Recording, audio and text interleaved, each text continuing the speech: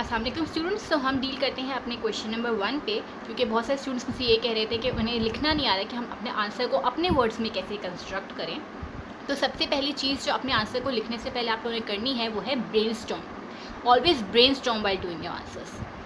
सो आपका क्वेश्चन है, explore, research and write about the writing style of Arthur Conan Doyle and his character Sherlock Holmes. तो इसमें दो चीज़ें इंपॉर्टेंट है, एक कि हमें राइटिंग स्टाइल के बारे में बात करनी है और दूसरा कि हमें कैरेक्टर होम्स के बारे में बात करनी है। तो पहले हम आर्थर कॉनन डॉयल के राइटिंग स्टाइल और उनकी इंस्पिरेशन के बारे में बात करेंगे। जब भी आपने क्वेश्चंस आंसर करने हैं तो मेक श्योर कि आप ब्रेनस्टॉर्म करें, उसके बाद अपने आंसर को कंस्ट्रक्ट करें। तो पैराग्राफ 1 हम किस तरह से लिखेंगे? आर्थर कॉनन डॉयल यानी कि ACD स्टडी करने गए एडिनबर्ग, लंदन में मेडिसिन स्टडी करने गए और उधर एक्वेंट हुए, मतलब उनकी वाकफियत हुई, उनकी जान पहचान हुई डॉक्टर जोसेफ बेल से। अब डॉक्टर जोसेफ बेल से जब वो फेमिलियर हुए तो उन्हें पता चला कि डॉक्टर जोसेफ बेल के अंदर एक अमेजिंग एबिलिटी है, मतलब एक पावर है, एक सलाहियत है उनके अंदर कि वो क्या करते थे, वो डिड्यूस करते थे अपने पेशेंट्स की हिस्ट्री को based on power of observation. क्या करते थे? He used to make deductions about the history of his patients based on the power of observation. तो आर्थर कॉनन डॉयल यानी कि ACD बहुत ज़्यादा इंस्पायर्ड हुए डॉक्टर जोसेफ बेल से और उन्होंने इसी इंस्पायरेशन के ऊपर अपना कैरेक्टर बनाया शेरलॉक होम्स। शेरलॉक होम्स के पास वही रैशनल मेथडोलॉजीज थी जो डॉक्टर जोसेफ बेल यूज़ करते थे अपनी रियल लाइफ में, यानी कि डिड्यूस करते थे थ्रू ऑब्जर्वेशन, और इसीलिए वो एक डिस्टिंग्विशेबल कैरेक्टर बन गया। डिस्टिंग्विशेबल मतलब काबिल शनाख्त, जो लोगों की पहचान में आ सके, इस तरह का कैरेक्टर वो बन गया।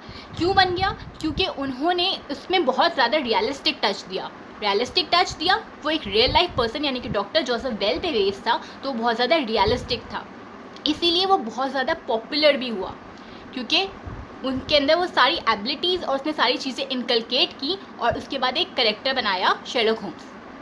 नेक्स्ट चीज़ जो आर्थर कॉनन डॉयल की राइटिंग में बहुत ज़्यादा डिफरेंट है और उसकी राइटिंग को बहुत ऊपर लेकर आता है, डोमिनेट करता है, वो है कि उनकी डिटेल डिस्क्रिप्शन। वो हर चीज़ में बहुत डिटेल देते हैं, चाहे वो एटमॉस्फेयर की बात करें, चाहे वो अपनी सराउंडिंग की बात करें, चाहे वो अपने किसी कैरेक्टर की बात करें, या फिर चाहे वो विविड विक्टोरियन एरा की डिस्क्रिप्शन दे। अब विक्टोरियन एरा कौन सा होता था? जो टाइम होता था जिसमें क्वीन एलिजाबेथ रूल करती थी, उसको कहते थे विक्टोरियन एरा। सो हमने क्या पढ़ा कि ACD जो थे वो एडिनबर्ग गए मेडिसिन पढ़ने के लिए और वो डॉक्टर जोसेफ बेल से एक्वेंट हुए, इंस्पायर हो गए उसके बाद उनकी अमेजिंग एबिलिटी से, जो कि थी power of deducing the patient's history through power of observation. उससे उन्होंने शेरलॉक होम्स का कैरेक्टर बनाया जो कि उनकी रैशनल मेथडोलॉजी से बेस्ड था और डिस्टिंग्विशेबल कैरेक्टर था। बहुत डिटेल्ड राइटिंग में लिखते थे, इसलिए उनका जो नॉवेल्स थी, उनकी जो राइटिंग थी वो बहुत पॉपुलर हुई और उसमें बहुत रियलिस्टिक टच था। अब सेकेंड पैराग्राफ जो हम देखने जा रहे हैं वो है उनकी कंट्रास्टिंग राइटिंग के हवाले से। आर्थर कॉनन डॉयल यानी कि ACD दो टाइप्स की मेन फ्रेम की राइटिंग करते थे, एक वो क्राइम फिक्शन में लिखते थे और दूसरा वो फैंटेसी में लिखते थे, हिस्ट्री में लिखते थे, रोमांटिक नॉवेल्स लिखते थे। तो उनकी राइटिंग जो फेमस हुई वो क्राइम फिक्शन वाली थी। शेरलॉक होम्स का कैरेक्टर फेमस हुआ और उनका एक और डिटेक्टिव का कैरेक्टर फेमस हुआ। तो उनके दो कैरेक्टर्स जो फेमस हुए वो दोनों क्राइम फिक्शन की जेनरी से बिलोंग करते थे। जेनरी क्या होती है? सिर्फ वो कहते हैं जेनरी, जैसे कि म्यूज़िक की जेनरी होती है, पॉप हो गया, जैज़ हो गया, ये म्यूज़िक की जेनरीज होती हैं, वैसे ही क्राइम फिक्शन की भी जेनरी होती है। सो उनके जो नॉवेल्स थे वो बहुत इनोवेटिव थे and they became successful in the genre of crime fiction.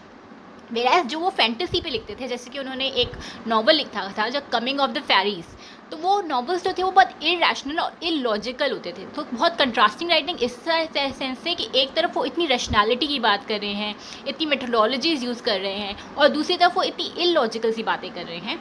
सो उनका जो क्राइम फिक्शन वाले नॉवेल्स थे वो सारे बहुत अप्रिशिएट किए गए, वेराज जो उनकी फैंटेसी वाले नॉवेल्स थे वो रिलेटिवली अननोटिस चले गए, वो बिल्कुल भी पॉपुलर नहीं हुए। नेक्स्ट पैराग्राफ 3 की तरफ अगर हम मूव करते हैं तो हमें ये दिखता है कि जो वॉटसन का कैरेक्टर है, अब हम कैरेक्टर ऑफ शेरलॉक होम्स के बारे में बात करेंगे। पहला हमने राइटिंग स्टाइल के बारे में 2 पैराग्राफ्स बात किए, अब दूसरे हम कैरेक्टर ऑफ होम्स के बारे में बात करते हैं। तीसरे में हमने कैरेक्टर ऑफ होम्स के बारे में बात करी, तो कैरेक्टर ऑफ होम्स जो है वो एक बहुत डोमिनेंट सा कैरेक्टर है, लेकिन उसके अंदर डोमिनेंसी के अलावा एक ह्यूमनिस्टिक टच है। क्योंकि वो एक रियलाइज पर्सन पे बेस्ड है। इसके अलावा उसके अंदर एक ह्यूमनिस्टिक टच है। ह्यूमनिस्टिक टच इस तरह से है कि वो सिर्फ पॉजिटिव ट्रेड्स कंटेन नहीं करता, मतलब सिर्फ वो अच्छा नहीं है, सिर्फ रैशनल नहीं है, सिर्फ लॉजिकल नहीं है, बल्कि उसके अंदर नेगेटिव ट्रेड्स भी हैं। हमने देखा कि वो जेलस भी हो जाता है, हमने देखा कि वो सुबह देर से भी उठता है, हमने देखा कि वो सुप्रीम भी समझता है अपने आप को, उसके अंदर बहुत सारी वैनिटी भी है। तो उसके अंदर पॉजिटिव और नेगेटिव ट्रेड्स दोनों हैं, क्योंकि कोई भी ह्यूमन परफेक्ट नहीं होता। तो जब वो रियल लाइफ पे बेस्ड है तो वो बिल्कुल भी परफेक्ट नहीं है, उसमें मिक्सचर है बोथ ट्रेड्स का। सो ये चीज़ भी आर्थर कॉनन डॉयल के कैरेक्टर होम्स को बहुत रियलिस्टिक बनाती है।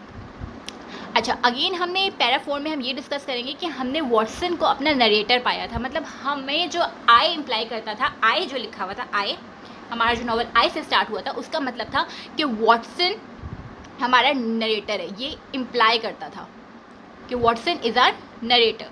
सो वॉटसन का पॉइंट ऑफ व्यू, वॉटसन का पर्सपेक्टिव, वॉटसन क्या सोच रहा है, वॉटसन क्या समझ रहा है, ये हमें समझ आता है। तो इस चीज़ से हमें मिस्ट्री जो है वो मिस्ट्री रहती है। हमें होम्स का पर्सपेक्टिव या होम का पॉइंट ऑफ व्यू नहीं समझ आता तो हमारा पजल सॉल्व नहीं होता। हमें हर चीज़ एक मिस्ट्री की तरह दिखाई जाती है, क्योंकि वॉटसन का जो इंटेलेक्चुअल लेवल है वो सिमिलर टू रीडर्स है। मतलब नॉर्मली रीडर्स इतने ऑब्जर्वेंट नहीं होते। नॉर्मली हम जो नॉर्मल लोग होते हैं वो इतने ऑब्जर्वेशनल पावर्स नहीं रखते। हम हर एक चीज़ को डिड्यूस नहीं करने बैठ जाते, हर एक चीज़ की बाल की खाल नहीं निकालने लग जाते। अगर हमें कोई चीज़ दिख जाए तो हम नहीं सोचते कि किसकी है, क्यों थी, क्या थी, किस लिए थी। और अगर हमें सोचने को बोल भी दिया जाए तो हम फ्लिम्जी डिडक्शंस निकालेंगे, मतलब ऊट पटांग सी बातें कर देंगे जो कि साइकोलॉजिकली परसुएसिव नहीं होंगी। तो इस तरह से उसका जो लेवल था, वॉटसन का जो लेवल है वो रिलेटेबल टू द रीडर्स इसलिए होता है क्योंकि वो उनके लेवल से सिमिलर है।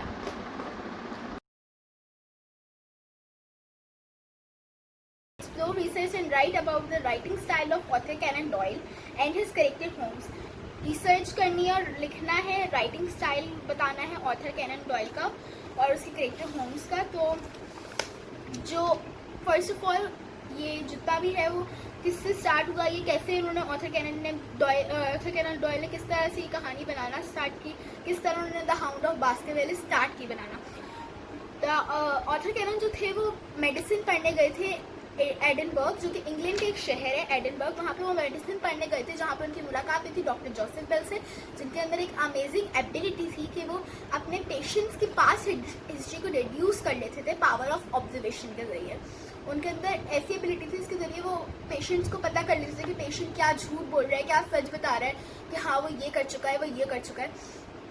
तो वैसे अब वो किससे ऑब्जर्वेशन, उनको इतना एक्सपीरियंस हो चुका था कि अब वो ऑब्जर्वेशन के जरिए ही इसको मतलब डिड्यूस कर लेते थे कि क्या कौन झूठ बोल रहा है, कौन सच कह रहा है। तो इनसे बहुत इंस्पायर हुए थे, इमेंसली इंस्पायर हुए थे। इमेंसली मतलब बेहद इंस्पायर स्टार्ट की थी हमारी कहानी द हाउंड ऑफ बास्केरविले लिखना। उन्होंने एक कैरेक्टर बनाया था होम्स, मिस्टर शर्लॉक होम्स, जो कि फुली इन पे बेस्ड था। इन्हीं से मतलब कि ये भी लेट नाइट जागते थे तो सुबह देर से ही उठते थे, तो मतलब फुली इन पे था कि इस तरह से काफ़ी शार्प ऑब्जर्वर भी थे वो। तो पूरा इन्हीं पे बना हुआ था। वो डिस्टिंग्विशेबल कैरेक्टर था और रैशनल कैरेक्टर था। और वो फेमस किस वजह से हुआ? वो फेमस इस वजह से हुआ कि उनका जो राइटिंग स्टाइल था वो काफ़ी ज़्यादा डिटेल था और इसमें काफ़ी रियलिस्टिक टच थे। मतलब एक रियल लाइफ बंदे पे डिपेंडेड था पूरा, और इसमें काफ़ी रियलिस्टिक टच थे कि बंदा अगर लेट उठता है, जल्दी उठता है। अच्छा, अब अगर आगे इनकी राइटिंग स्टाइल की बात हो तो राइटिंग स्टाइल इनका काफ़ी ज़्यादा कॉम्प्रेसिव था, हर चीज़ को काफ़ी डिटेल में बताते थे। अब इनकी एक ख़ास बात थी कि कंट्रास्टिंग राइटिंग लिखते थे। एक तरफ ये लिख रहे होते थे साइंस फिक्शन, कॉमेडी और इन सब चीज़ों के बारे में, फिक्शन और प्लेज, रोमांटिक नॉवेल्स और फैंटेसीज़ के बारे में, और दूसरी तरफ वो क्राइम फिक्शन और इस तरह की थ्रिलिंग वाली नॉवेल्स लिख रहे होते थे। तो इनके इस कंट्रास्टिंग स्टाइल की वजह से पहली बात तो ये सारी नॉवेल्स काफ़ी ज़्यादा पॉपुलर हुई थी इनकी, और दूसरा कि इनकी जो डिटेल था कि अगर ये स्टिक समझाते थे तो स्टिक बल्बस हेडेड थी, उसके नीचे क्या लिखा हुआ था, स्टिक वॉर्न आउट कैसे हुई, क्या हुआ, सब मौजूद होता है उसमें। अच्छा, कि अब ये कौन सी वाली इनकी पॉपुलर हुई? जो इनकी फैंटेसी, साइंस फिक्शन, प्लेस और रोमांटिक हिस्टोरिकल नॉवेल्स थी वो इतनी पॉपुलर नहीं हुई, अननोटिस गुजरी, अनपॉपुलर गुजरी। क्यों, वो भी बताऊँगी पहले। और दूसरी जो इनकी क्राइम फिक्शन नॉवेल्स थी वो काफ़ी ज़्यादा क्राइम फिक्शन की जेनरी में काफ़ी ज़्यादा इनोवेटिव थी, काफ़ी ज़्यादा अलग थी। उस तरह की नॉवेल्स पहले कोई लिखता नहीं था, काफ़ी ज़्यादा अलग नॉवेल्स थी उनकी। अब इनकी वो वाली नॉवेल्स क्यों अनपॉपुलर हुई? वो अनपॉपुलर इसलिए थी कि जैसे इनकी एक नॉवेल है for example coming of fairies, coming of fairies unlogical novel थी। फेरीज होती नहीं है, सबको पता है, काफ़ी ज़्यादा अनलॉजिकल, रैशनल भी नहीं थी, इसमें कोई रियलिस्टिक टच भी नहीं था, डेट्स वाई इतनी अननोटिस थी। अब इनके जहाँ पे अगर हम अपनी नॉवल की बात करें तो हाउंड ऑफ बास्करविलीज की एग्जांपल लें तो वो काफ़ी ज़्यादा डिडक्टिव है, हर चीज़ को वो बहुत ज़्यादा शार्पली होम्स गेटअप कर लेता है कि यस इसने यही किया होगा, और वो बात सही भी होती है इनमें। वो काफ़ी ज़्यादा लॉजिकल नॉवेल्स थी कि इसमें ऐसा वॉर्न आउट है कैसे है, क्योंकि वो ज़्यादा चलता है, फैमिली डॉक्टर क्यों है वो भी उसमें बताया हुआ है। तो सब चीज़ें वो इतनी ज़्यादा मतलब कि इतनी ज़्यादा उसको एक्सप्लेन कर चुके थे, लॉजिकल नॉवेल्स थी, रैशनल थी, और ये इसी वजह से होम्स का कैरेक्टर काफ़ी ज़्यादा पॉपुलर भी था। और अगर फर्दर मोर में बताऊँ तो होम्स का कैरेक्टर काफ़ी ज़्यादा स्ट्रॉन्ग था, बट उसकी जो बातें थी, जैसे वो वॉटसन को बोलता था नहीं तुम गलत कह रहे हो, हालांकि वॉटसन की सब कुछ बातें ठीक भी होती थी, लेकिन वो उसमें बोलता था नहीं तुम गलत कह रहे हो, ये ऐसा होना चाहिए। उसकी बात में भी वही बात होती थी, लेकिन वो थोड़ा बड़ा और अच्छा बनाकर उसको बता देता था। तो वो थोड़ा सा बड़ा बनने की कोशिश में वो सारी क्वालिटी, नेगेटिव ट्रेट्स जिसको कहते हैं हम, वो सारी हम ह्यूमंस में भी होती हैं। कोई भी इंसान बिल्कुल परफेक्ट नहीं हो सकता कि उसमें बस पॉजिटिव ट्रेट्स हैं। वैसे ही होम्स में कहीं पॉजिटिव ट्रेट्स हैं तो कहीं नेगेटिव ट्रेट्स, जो हमें दोनों हमारी बुक में देखने को मिली। और ये इसको एक ह्यूमन लाइक कैरेक्टर बनाता था कि हाँ ये एक इंसान का रियलिस्टिक टच था इसमें।